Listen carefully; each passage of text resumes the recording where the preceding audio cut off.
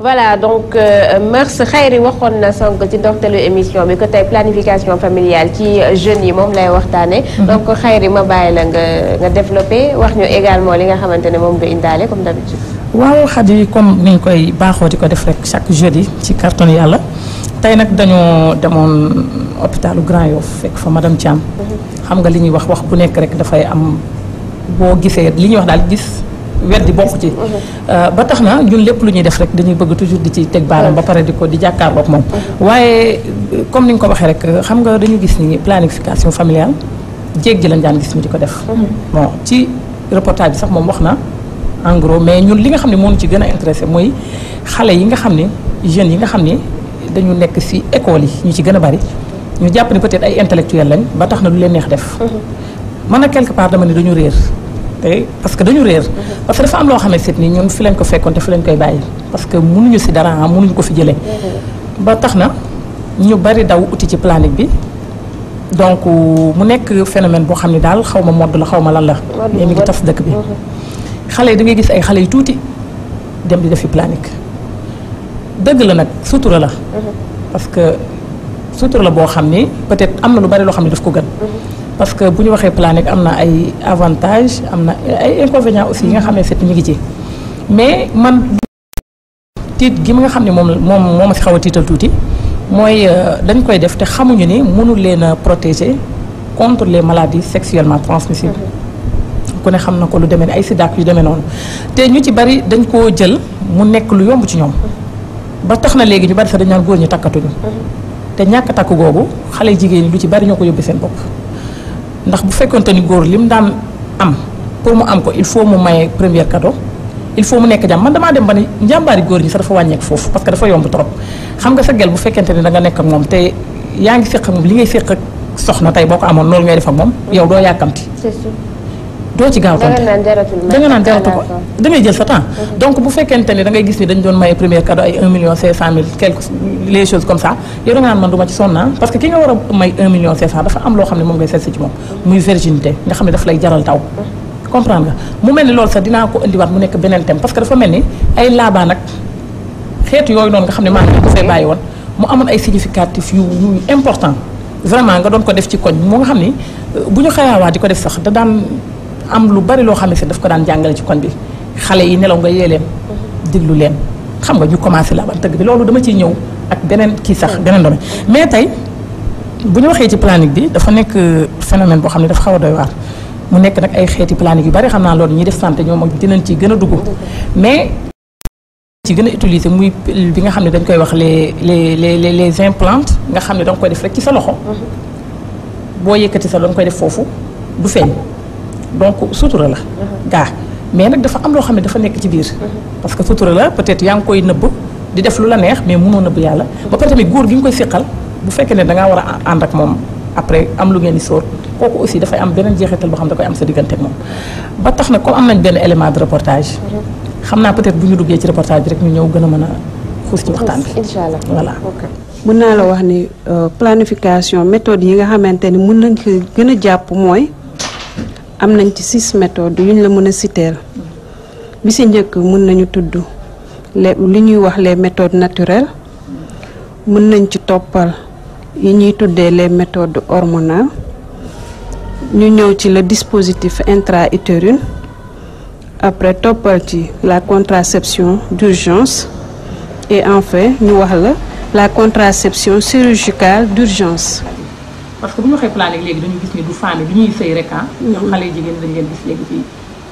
ci planning bi. waaw loolu moom am na mais dañuy wax ni ci planning bi toute femme en âge de procréer mën na def planning waaw maanaam jigéen bi fu muy commencé gis fóot bu fi muy jeexalee fóot mën na def planning. yéen xale yi dañu gis ni léegi dañu dugg ci def planning lu bari comme léegi ni nga ko waxee. mu mel ni comme li nga wax léegi ni méthode bi dafa ànd ak sutura est-ce que du sutura boobu moo tax xale yi impliqué wu léegi ci def planning te duñu am jëkkër. waaw pour tontu la si loolu fi muy commencer d'abord mooy wax la li nga xamante ni moo yëkkati planification familiale dañ ni dafay lutter uniquement pour la santé de la reproduction maanaam mën nañu wax ni elle a pour but de prôner l'espacement des naissances. C'est-à-dire d'éviter les grossesses rapprochées maanaam njur mu jegeyantoo mi moo ko yëkkati te ku wax mbiru mu njur mu jegeyantoo wax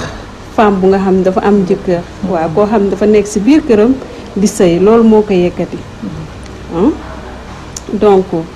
maintenant nag en ce li nga xamante ni mooy concerner les jeunes filles yi nga wax noonu ñun ci suñu wàllu bopp bu ñu ñëwee fii en tant que yaay en tant que mag walla tante d'abord dañ leen di conseiller waxtaan ak ñoom ci mbiru abstinence maanaam téye sa bopp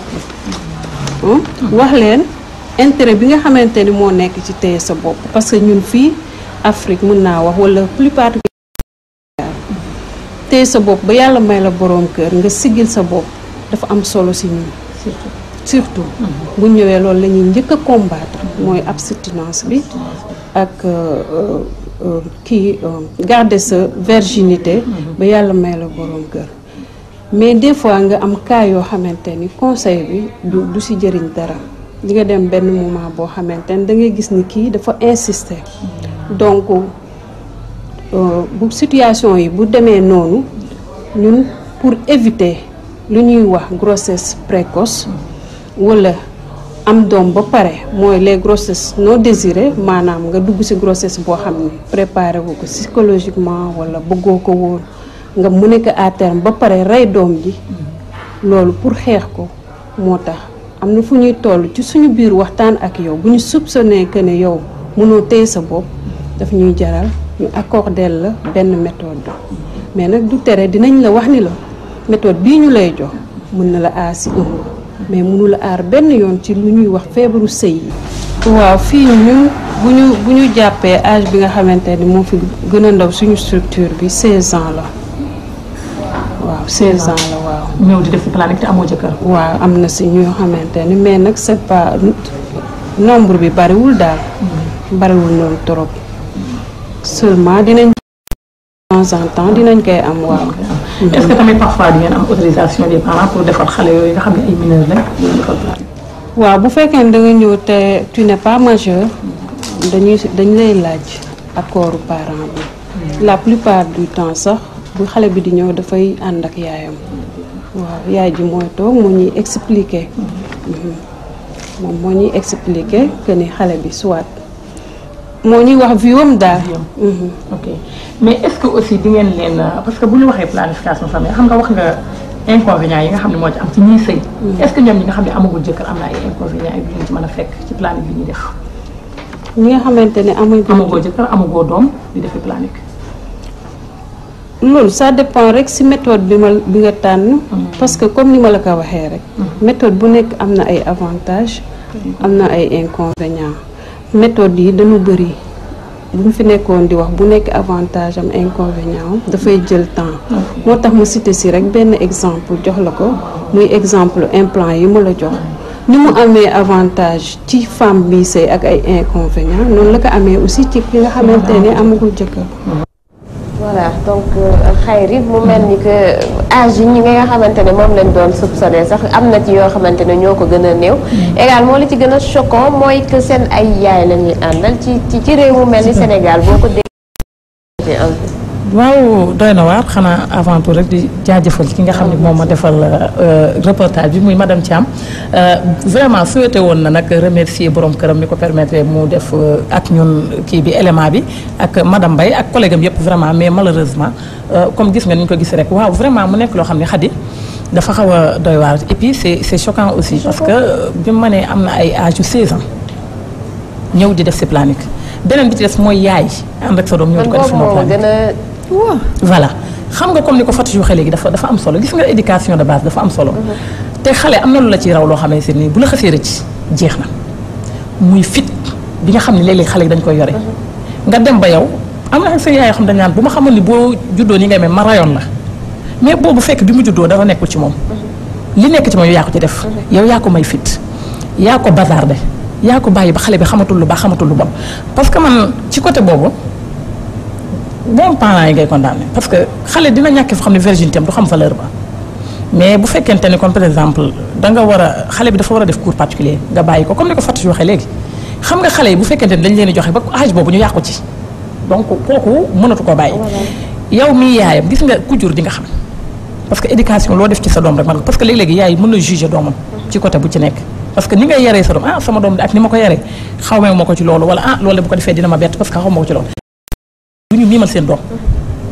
parce que dañ leen a jox liberté boo xamante ne xale bi dem nga ba yow leer na ni li mu ñime ak li mu sañ yow mii ko jur sañoo ko ñimewoo ko. et puis nga xam ni que sa doom yàqu na à un tel point que yow boo ko yóbbuwul mu def planning moom maara day taal. maal dañ taal boo moytuwul mu indil la ay sët ba kër ga fees. ni nga xam nga mooy yow daw nga responsabilité ci moom ba mu tëla ngay dawaat encore responsabilité ci ay sët parce que xam nga ni kii boo ko yor dina la indi sët. comprendre nga léegi nag yow da nga doon wut lu la noppal ba foofu nag yaa ngi nar a am coono te comme ni ko madame Thiam waxee man vraiment. toujours bu ñu doon wax planique dama doon wax ne vraiment ñii boo demee hôpital lii dafa yomb nangam mais moom dégg nga ni waxee xale yi dañ leen di ñëw vraiment dinañ leen xamal dinañ leen yee mais malgré tout ñoom planique bi moo leen di gën a parce que fo bi bari na cakaay bi bari na xale yi bëgg nañ luñ mënul am mënoo juddu sa yaay riche sa papa riche nga juddu nekk pauvre ba pare nga ne yow xale bi ngay toppandoo mooy kiy teg cheveux mooy kiy sol talon xadi colonel dàll yi muy sol laay sol yëre bi muy sol te bokku leen yow am na xale yoo xam ne dañuy dem ba ñoom ñooy jël seen bopp sax di leen yóbbu ci école privée yi di fa jàngi di fayal seen bopp. si en pagaille. te yow nekk université sa nga ne man kat sama bourse laa yor xaaral ma dem mais déedéet egg boo fenn xale bu ndaw ngay doon. bëgg a jël sa bopp en charge sa sañse sa te ñun cheveux yi bi ñuy rey ak portable yu rafet yi. dem nañ ba xale yi dañu complexe yor portable boo xam ne c'est naka su dul noonu la. léegi nag yow lan ngay def mooy damay dem def planique di jaay sa bopp donc dafa yombal li nga xam ne moom la xale yi def prostitution. bu ñu la yeddee ba sonn ils sont obligés ñu nangu defal la ko sinon infanticide gis nañu ni que mu également dafa bari. ñu éviter nga jur doom faat bakkanam voilà moo leen koy gënal en fait.